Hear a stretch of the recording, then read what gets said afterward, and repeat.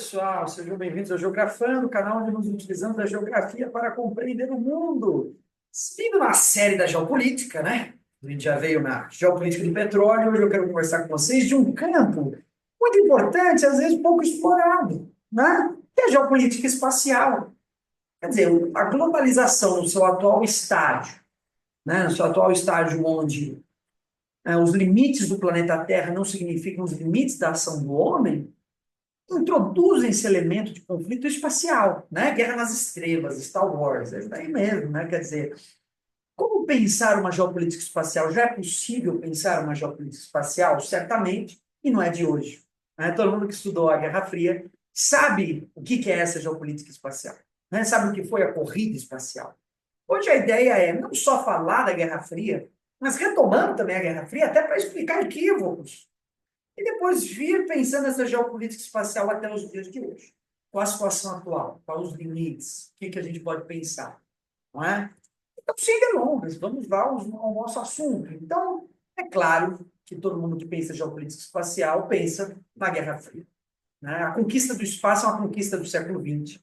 Né? Sputnik foi o primeiro satélite lançado para o espaço, que inaugura a fase da nossa exploração para além do nosso planeta, né? Ir para além. Agora nós temos objetos que são espaciais, estão para além dos limites do planeta, né? Introduzindo todo um novo contexto de significados, de questionamentos, inclusive filosóficos, né? Quer dizer, o planeta Terra é uma superfície muito restrita comparada ao universo. Até onde nós podemos explorar? Ou, até mesmo, discussões como nós devemos explorar, quer dizer, será que a ideia de exploração espacial não é um fetichismo que a gente vai desenvolvendo? Quer dizer, fetichismo no sentido de algo que nos garante uma espécie de resolução dos problemas, né? Será que o espaço funciona nesse sentido, né? Quer dizer, o astrofísico brasileiro Marcelo Gleiser, né? Ele defende um pouco essa ideia de que, ao projetar uma humanidade interestelar, né, vivendo no espaço, a gente corre o risco de esquecer que o planeta Terra, sendo o local onde nós nos desenvolvemos biologicamente, é o planeta mais habitável possível, mais adequado possível para a vida humana. Né? Qualquer outro planeta apresentaria uma série de dificuldades, porque a constituição biológica do nosso corpo ela é fundamentada no seu espaço. Né? Esse espaço de vivência, ele delimita o sentido do nosso próprio biológico.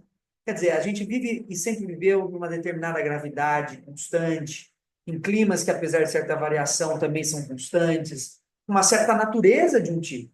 E qualquer outro planeta, por mais próximo que seja da Terra, não é de fato um planeta tão adequado quanto seria o próprio planeta Terra. Então tem até essa discussão filosófica, né? Será que ao pensar numa conquista do espaço nós não estamos simplesmente fetichizando, quer dizer, deixando de lado o que é mais importante, ou seja, ao invés de pensar em salvar esse planeta, nós pensamos sempre em desbravar o universo em busca de novas possibilidades, que vem um pouco dessa dimensão de um pensamento de lucro infinito, né? A economia capitalista é uma economia que gera esse pensamento de lucro infinito, de reservas infinitas, uma economia da acumulação infinita.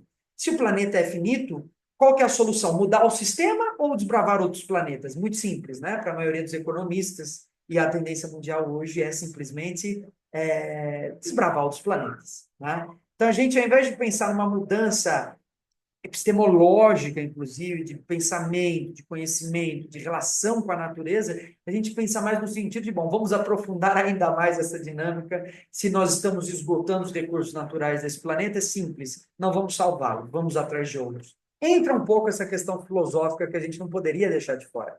Mas fato é que essa questão da geopolítica espacial vem se desenvolvendo desde o século XX, principalmente no contexto de conflito e de disputas do espaço entre Estados Unidos e União Soviética. A bem da verdade, essa questão geralmente é mal colocada, né? Os Estados Unidos têm um grande marketing sobre a vitória da corrida espacial, e eu posso até entender, porque se o ponto de chegada era a Lua, e se vence a corrida, quem chega no ponto de chegada, de fato, os Estados Unidos venceu. Mas fato é que a gente não poderia pensar descredibilizando as outras conquistas da União Soviética. Muito se fala das conquistas soviéticas, como, por exemplo, o primeiro satélite a ser lançado, o primeiro ser vivo a estar em órbita no espaço, a cachorra, a Laika, né? morreu, infelizmente, voltando para o planeta. Se fala muito do primeiro ser humano, que é o Yuri Gagarin, né? E todas essas são conquistas soviéticas. Os Estados Unidos simplesmente foi o primeiro a colocar um homem na Lua. Mas é sempre bom lembrar que os soviéticos também foram os primeiros a alcançarem justamente um planeta novo, né? Os primeiros a conseguirem chegar num planeta novo. Então, por exemplo, quando nós comparamos a chegada da União Soviética em Vênus, a gente consegue perceber pelos próprios dados o quanto os soviéticos, na verdade, acabaram ficando muito à frente dos Estados Unidos em uma série de questões. Vênus está a 41 milhões de quilômetros da Terra. A Lua está a 384 mil quilômetros. Já vejam aí a discrepância, essa distância gigantesca. Tá? Em relação a Vênus, vejam só, 1965, a primeira sonda soviética chega em Vênus. Ou seja, já antes de chegar na Lua, o primeiro homem americano. Em 1967, uma sonda espacial soviética transmite informações da atmosfera de Vênus. Em 1970, pousa. Vejam só, se o homem chega na Lua no ano de 1969, com os Estados Unidos, a União Soviética chega em Vênus em 1970. É claro que, se a gente comparar esses dois marcos, é muito claro que a União Soviética tem uma conquista do espaço tão grande quanto o primeiro homem a pisar na Lua. Né? Mesmo sendo uma missão não tripulada que chega em Vênus e que, inclusive, faz fotos da superfície de Vênus naquela época, mesmo uma sendo tripulada e a outra não, vencer essa distância espacial gigantesca, no caso da União Soviética, é um grande feito. E um feito que é praticamente concomitante à chegada do homem na Lua. Poderíamos até questionar se essa chegada dessa sonda não é mais importante, inclusive, do que a chegada do homem na Lua, não é mesmo? A minha ideia aqui não é tanto a gente ficar preso, talvez, nessas questões da Guerra Fria, porque justamente é um assunto muito explorado, e sempre que a gente vai falar de geopolítica do espaço, é isso. Vamos falar da Guerra Fria, e apesar de eu trazer até esses contextos que nem sempre são explorados, o mais interessante é a gente pensar nessa continuação da Guerra Fria, ou seja, o modo como após 1991, essa história de nova ordem mundial é uma grande besteira, né? Não existe. Né? Essa ideia do Fukuyama, coitado, Fukuyama deve estar a cabeça dele deve doer o dia inteiro, de tanto que a gente fala dele, né? Porque é o grande símbolo de quem pensou na existência de uma nova ordem mundial baseada no livre mercado, nas democracias liberais, na ocidentalização, nas guerras que seriam localizadas. A despeito disso, de fato, a ideia do Fukuyama não se cumpriu.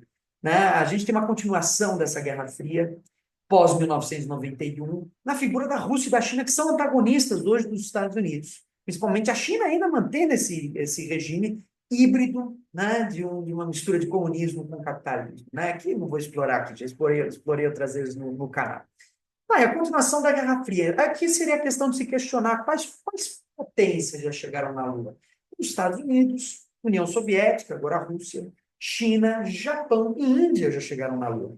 Vejam só, se a gente pegar esse conjunto de países, Rússia, China e Índia, já temos três membros do BRICS. O Japão, apesar de estar do lado dos Estados Unidos, né, não necessariamente é algum país aí que a gente possa pensar certas questões importantes na geopolítica internacional, porque não tem exército. Né? Mas é economicamente um país de um crescimento econômico vigoroso. Então também podemos considerar. E os Estados Unidos? Mas aí, como a ascensão do BRICS já revela nessa própria geopolítica espacial o modo como há uma ascensão desses países emergentes e uma nova ordem mundial que, aos poucos, né, vai entrando em conflito, né, vai sendo questionada, vai sendo colocada em antagonismo com as velhas estruturas hegemônicas. Então, hoje, o que a gente vê na própria geopolítica espacial é reveladora do modo como o BRICS vem, por meio de uma série de movimentos, está desestabilizando essa geopolítica internacional, inclusive a geopolítica espacial. Não é? Bom, na Lua, o caso dos Estados Unidos e China é muito interessante. A China, por exemplo, tem descoberto grandes reservas de água na Lua. Isso já vem de alguns anos, né? Pelo menos uns 3 anos, a China já mapeou as principais reservas de água na Lua. Então, no próprio sentido da exploração espacial, a China se coloca à frente dos Estados Unidos, né? Para a gente ter uma noção da conquista dessa descoberta, né? Antes se pensava que, principalmente na Lua, a gente tinha reservatórios de água nos polos. Só que os polos são uma região de difícil acesso. Guardem essa informação que a gente já vai pensar o caso da Índia, né? Então, os polos são regiões de difícil acesso. Tanto no Equador, é uma boa região, tanto para lançamento quanto para pouso de foguetes. No planeta Terra é a mesma coisa, né? O Equador é muito visado, não por acaso a base de Alcântara, no Brasil, né? Foi entregue para os americanos. Está próximo da linha do Equador, é uma boa base de lançamento de foguetes, né? E a gente aí não conseguindo lançar nem, né? Apesar de que a gente tem até uma indústria de avião interessante com a Embraer, mas não chegamos perto da exploração espacial, infelizmente, que é um grande problema, né, para o Brasil. Enfim, essa descoberta de água na Lua, entendendo agora que existem reservatórios é, ao longo da linha do Equador, né? Claro, a linha do Equador lunar. Vamos lembrar que Equador significa, tem próximo de equação, significa dividir ao meio, né? Então, a linha do Equador seria simplesmente o ponto médio latitudinal, né, dos planetas, ou propriamente da Lua. É claro que não existe essa classificação, nós podemos pensar nesse sentido. Então, a gente tem ali esses reservatórios. Isso é muito importante porque já se sabe que é mais fácil estabelecer bases na Lua, bases de ocupação humana permanentes, né? Que durem, né? Que possam, durante algum tempo, serem habitadas por grupos que vão se revezando, não é? A gente sabe também que, por conter água, esse é um elemento muito importante. Por quê? A água é H2O. Ah, não me diga, é H2O, né? E por que que é importante? Porque um dos principais elementos para a produção de combustível de foguetes hoje é o hidrogênio. Então, é um combustível à base de hidrogênio. Então, qual que é a ideia? Essa descoberta facilita com que possa no futuro, né, serem construídas algumas bases na Lua de lançamento de foguetes. Para quê? Para se chegar a Marte. Então, a conquista de Marte será antes uma conquista da Lua. Esse é o primeiro ponto, né? Primeiro vamos conquistar a Lua para depois conquistar Marte. Marte, por sua vez, né? Já está aí no foco também dessas discussões, mas já chegamos para pensar Marte, né? Estamos pensando aí no caso da Lua. Bom, então o primeiro ponto é esse, né? O caso dos Estados Unidos e China, essa descoberta dos reservatórios, né? E esse mapeamento é muito importante, né? Porque a primeira fase do processo de ocupação é o mapeamento. A cartografia é um elemento de poder. Então, primeiro você mapeia, descobre as reservas, depois você passa a instalar essas bases, né? Talvez não sejam bases permanentes. Vamos lembrar aí que questões fundamentais incluem as questões da viagem, né? A exploração espacial ela impõe uma série de questões que o ser humano não está preparado, né? Por exemplo, questões que envolvem lidar com um ambiente de gravidade muito menor. Então, é muito comum perda de visão, porque o líquido dos olhos acaba se soltando, né? Perda de visão parcial ou total, surdez, né? Também é. Então, a perda de massa muscular, porque sem a gravidade você não exercita os seus músculos, né? Então, se vocês pegarem imagens aí de astronautas que voltaram do espaço, vocês vão ver a dimensão da catástrofe, né? O pessoal volta verdadeiramente arrebentado do espaço. Então, é uma questão muito complicada, né? Com certeza a gente teria que fazer uma espécie de rodízio na Lua, né? Alguns ficam na Lua, depois outros voltam, e vai tendo esse intercâmbio de grupos, né? Muito bem, então, mais um ponto importante é que a Índia, que é um país que até então, né? Vamos pensar, o caso da Índia é um caso sensacional, né? A Índia fica independente da Inglaterra em 1947, país muito pobre, e tem um programa espacial para ter algumas questões, né? Não deveríamos combater a pobreza antes? Acho que às vezes essa questão é muito mal colocada, né? O pessoal diz, não, mas as missões espaciais contribuem no combate à pobreza. Eu sou da seguinte opinião. É claro que a gente tem que combater a pobreza, e eu acho realmente, verdadeiramente, uma idiotice, muitas vezes, os projetos espaciais ganharem mais destaque do que combate à fome. Mas a questão é o seguinte: nós vivemos num sistema capitalista que estruturalmente produz desigualdade. Então, combater pobreza não nos combate com medidas paliativas. E cancelar o programa espacial não combaterá, portanto, a pobreza. Né? Não é indo lá e cancelando, não tem mais programas espaciais. O dinheiro vai para outro lugar, para outro centro de acumulação do capital. Ou seja, não resolve o problema da pobreza, né? Então, essa crítica que se faz é geralmente mal colocada. Não deveria ter programa espacial porque o país é pobre. Não é assim que é colocado? Deveria resolver a questão da pobreza. Mas tudo bem, eliminando a questão espacial não se resolve a pobreza. É o caso da Índia, que é um país muito pobre, mas que tem um programa espacial. Né? Tem um programa espacial bem sucedido. A Índia conseguiu pousar no Polo Sul da Lua, ou seja, uma região de difícil acesso, uma região difícil de se realizar um pouso, né? E conseguiu registrar, inclusive, alguns abalos sísmicos na Lua, lunares, o que mostra já que a Lua ela tem uma composição parecida com a Terra.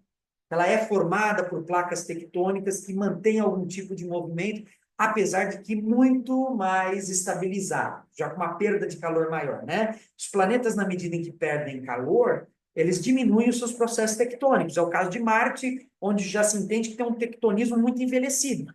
Então, Marte, por exemplo, ele não tem, né, esses movimentos, esses abalos sísmicos não ocorrem com tanta frequência quando ocorre na Terra, que é um país é bom, um planeta que está no seu processo de resfriamento interno, né, perdendo calor. Essa perda de calor interno está na base dos movimentos de convecção, do manto, né, e por isso gera esses abalos sísmicos, né. Então é interessante notar, né, a Lua desde sempre foi um astro, né, que nos despertou muitas curiosidades, né? Os gregos já na antiguidade olhavam para a Lua e imaginavam que aquelas manchas escurecidas, enegrecidas, né, na superfície da Lua, na verdade eram grandes oceanos, né, que ali poderiam existir cidades e reinos e pessoas. Hoje nós sabemos que na verdade essas partes escurecidas da Lua são na verdade registros de um vulcanismo que existiu, né? Na verdade são grandes depósitos de basalto, que é uma rocha vulcânica que já existiu. Mas, para além dessa importância histórica e poética, né, qual que é a importância da Lua hoje? Então, primeiro, nós já vimos uma primeira importância, né? A base de lançamento de foguetes para Marte. Uma segunda importância é que a Lua, hoje, tem um recurso energético importantíssimo, que é o hélio 3, que é um isótopo de hélio, uma forma do gás hélio que só é produzida em contato direto com a radiação solar.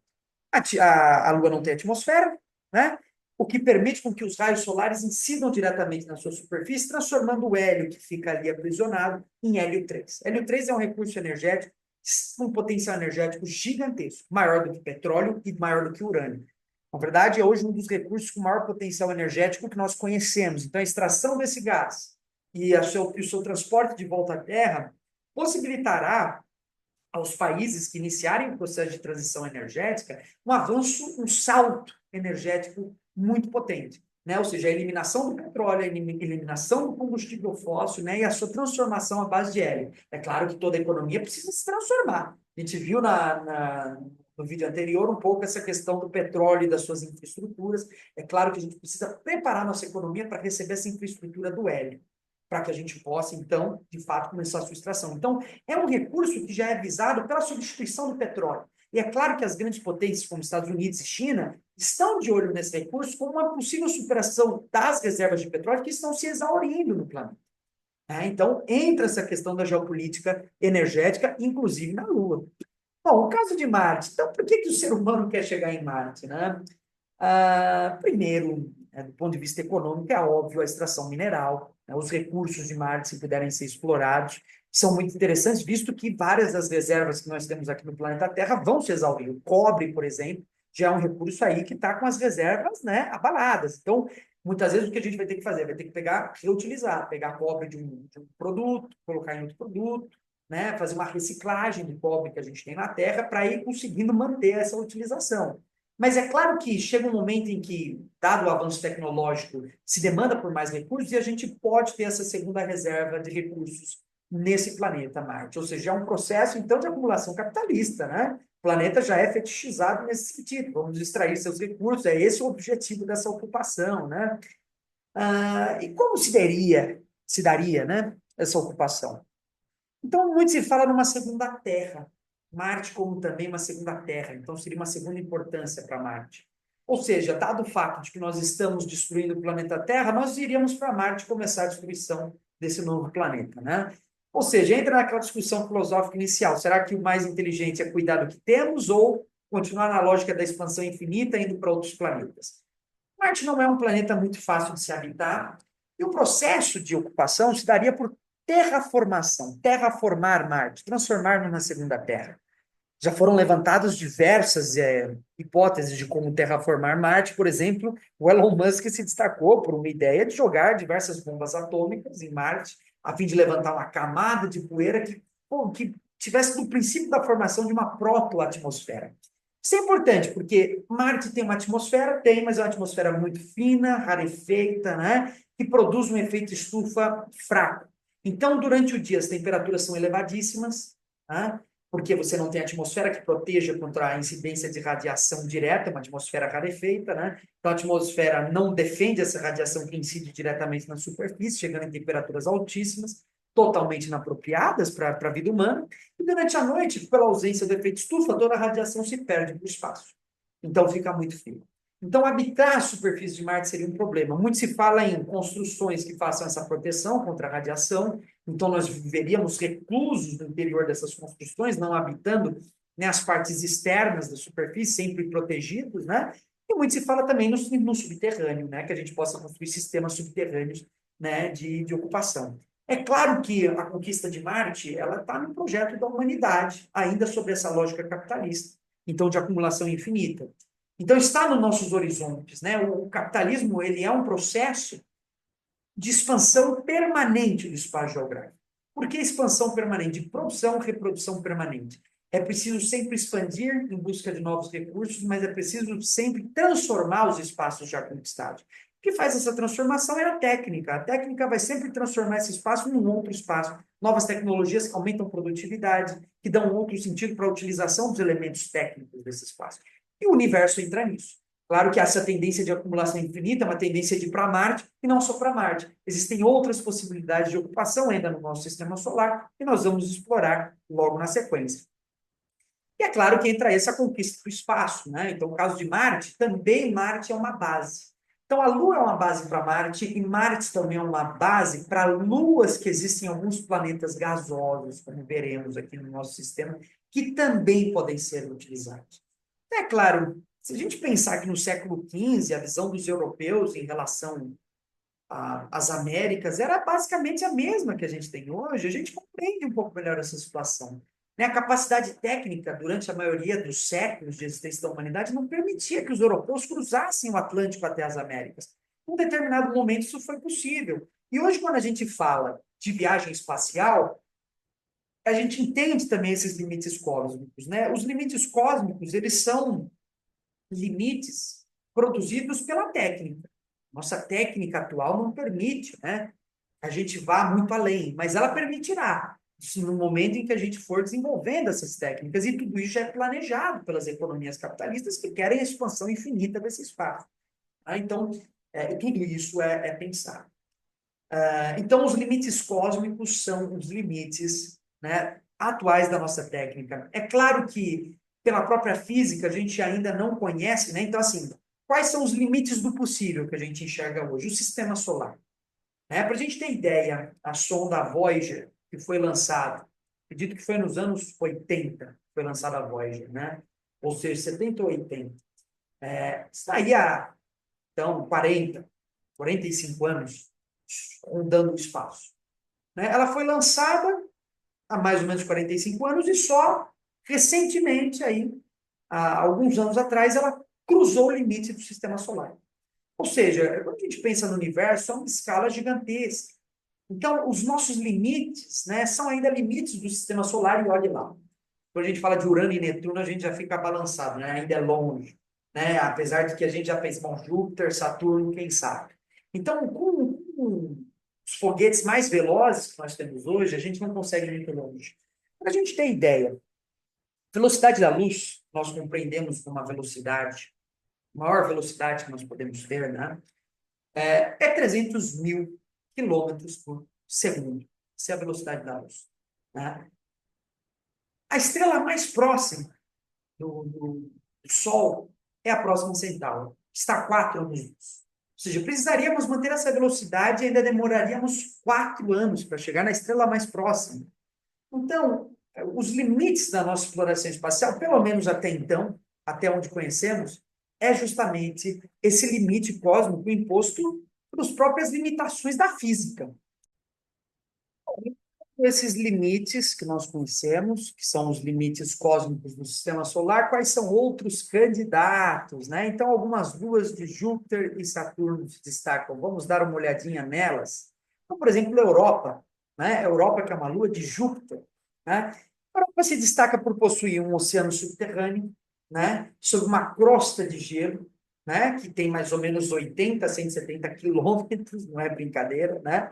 Onde a gente pode ter ali, né? Se destacou muito uma teoria de que em algumas fendas hidrotermais no fundo do oceano, parecido com fendas termais da Terra, a gente pode ter ali vida. A gente pode ter ali vida bacteriana, uma vida se desenvolvendo. Então, um candidato a ter vida e também um possível candidato, né, à exploração espacial. Para a gente ter ideia, a NASA planeja a missão Europa Clipper, né, planejou, na verdade, 2024, para estudar a superfície de Europa, né, para explorar se é possível uma habitação nessa Lua. Também ainda em Júpiter, Ganimedes também é um candidato, né? É a maior lua do sistema solar, a única que tem um campo magnético próprio. Isso é muito importante, porque é preciso ter um campo magnético, porque o campo magnético protege, né, aquele corpo das tempestades solares, né? Sem campo magnético, as tempestades solares são intensas, isso não permite a existência de vida. Então, Ganimedes tem o seu próprio campo magnético, que é gerado pelo núcleo, à base de ferro e níquel, né? Que protege, então, uma possível lua para que a gente possa habitar, né? Possui um oceano salgado, entre camadas de gelo, né? Que pode ter mais água que a Terra. Então, Ganimedes, inclusive, tira como um ponto, né? Uma lua que possivelmente tem mais água do que a própria Terra, se tornando um bom candidato para uma exploração espacial futura, né? Então, habitar Ganimedes, né, também poderia ser uma possibilidade. E até a gente entra aí numa questão, né? Como que a gente sabe quais são os elementos químicos que a gente tem nesses planetas, né? É principalmente por conta do sensoriamento remoto, que a gente estuda muito na escola, né? Mas o sensoriamento remoto ele funciona da seguinte maneira: os satélites ele tem uma determinada lente que vai captar um determinado comprimento de onda. Então, cada elemento químico produz um determinado comprimento de onda. Quando a gente observa um planeta, a gente pode capturar esses comprimentos de onda e analisar para ver quais são os elementos ali que existem. Por exemplo, o James Webb, que é um telescópio espacial dos mais modernos para observar o espaço profundo ali no início da formação do universo, ele utiliza o comprimento de onda no infravermelho. Porque o infravermelho ele dá o índice de expansão do universo. E aí me permite ver os corpos mais distantes, né? Vamos lembrar que existe uma lei, né, de uma taxa de expansão do universo que indica que corpos mais distantes, quando observados, estão se distanciando cada vez mais rápido da Terra, né? Então, pelo efeito Doppler, que é esse efeito onde a onda é esticada na medida em que se distancia mais rápido da Terra, o que ocorre é que esse efeito, né, Doppler, que é o esticar a onda, leva essa onda para o infravermelho. Então, o objeto que eu estou vendo lá de maneira muito distante, ele é colocado no infravermelho, né? Ele tem essa transformação para o infravermelho, o que me permite captar pelo James Webb, né? Então, é um exemplo de como a gente pode explorar corpos distantes, exemplo de Ganimedes, né? Ou Europa. Bom, o terceiro candidato de Júpiter é Calisto. E Calisto? Calisto tem menos radiação que Europa, e Ganimedes recebe menos radiação solar, e existe uma teoria de um possível oceano sobre a superfície, certo? Mas menos energia geológica, já é um planeta parecido com o planeta, não, uma lua parecida já com Marte, que está ali com uma ação geológica, já ali no finalzinho da vida, né?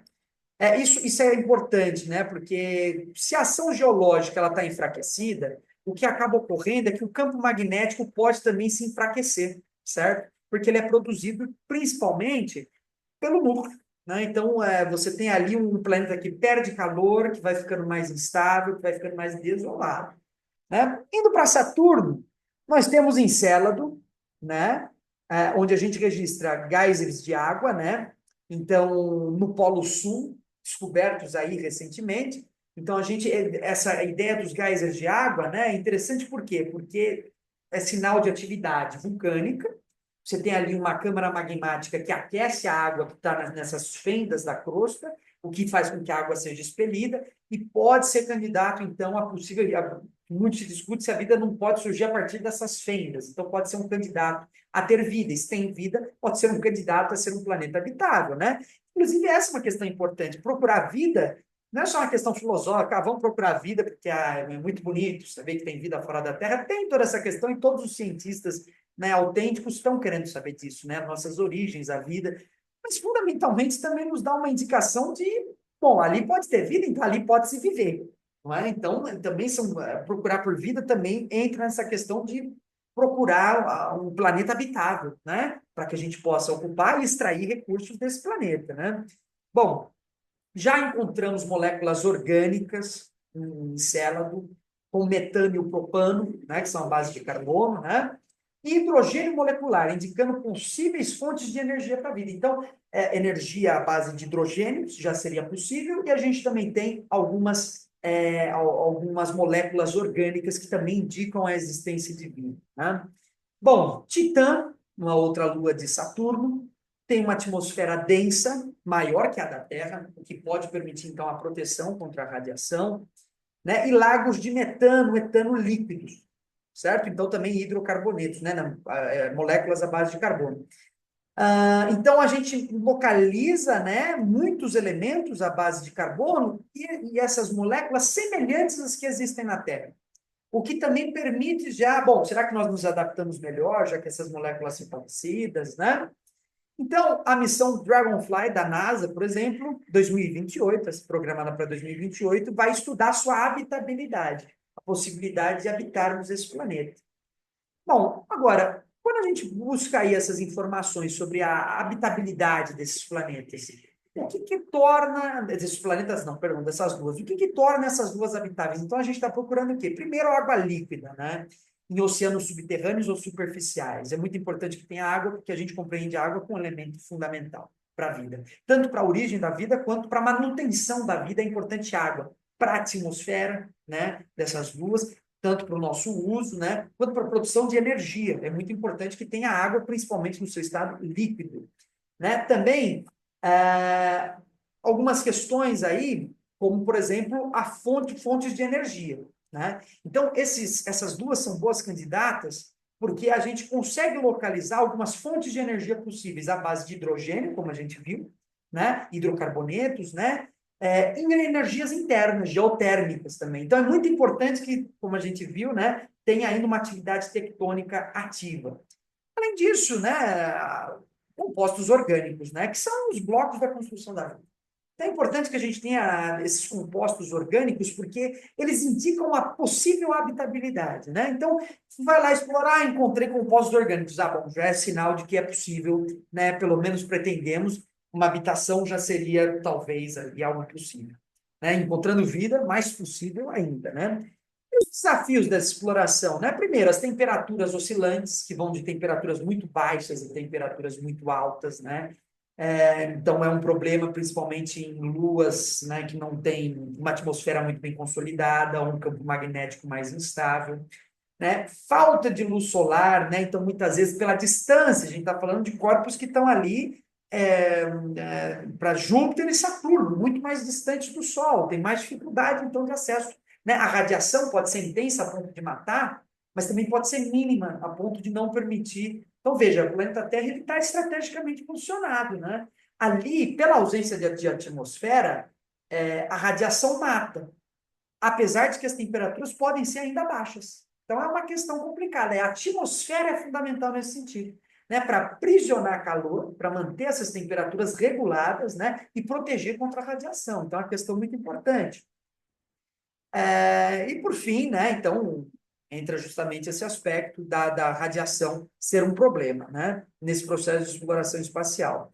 Bom, exploração espacial faz parte do nosso imaginário, né, os astronautas são justamente as mesmas figuras dos colonizadores portugueses e espanhóis que se lançavam nos mares 3 meses, muitos morriam, né, mas que estavam ali para explorar e para aniquilar toda uma população. Né? Quando a gente pensa em viagem espacial, a gente está pensando, de um lado, não tem esse processo de extermínio como na colonização, mas o processo de colonização é um processo extremamente complexo, que envolve vidas.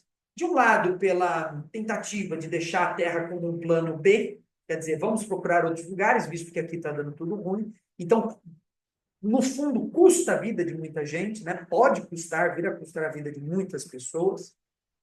E, ao mesmo tempo, né, a gente tem a questão da própria viagem. Né? Quer dizer, é uma viagem difícil. Nesse sentido, entram várias questões. Por exemplo, as dificuldades de se chegar nesses lugares, né? Então entra a questão da loucura, quer dizer, a gente pode enlouquecer no caminho, ficar anos dentro de uma máquina, né? É uma questão complicada. Então tem esse aspecto psicológico e os aspectos físicos, quer dizer, passar anos numa viagem espacial até uma dessas duas é viável para o corpo humano? Talvez a gente precise de novas técnicas para desenvolver uma indústria espacial ainda mais veloz, mais potente, né? Então é isso, pessoal. Essa é a ideia de hoje, discutir um pouquinho da geopolítica espacial. É claro que o assunto não se esgota aqui e a gente pode conversar em outros momentos. Deixem suas impressões, suas ideias, seus pensamentos e até uma próxima.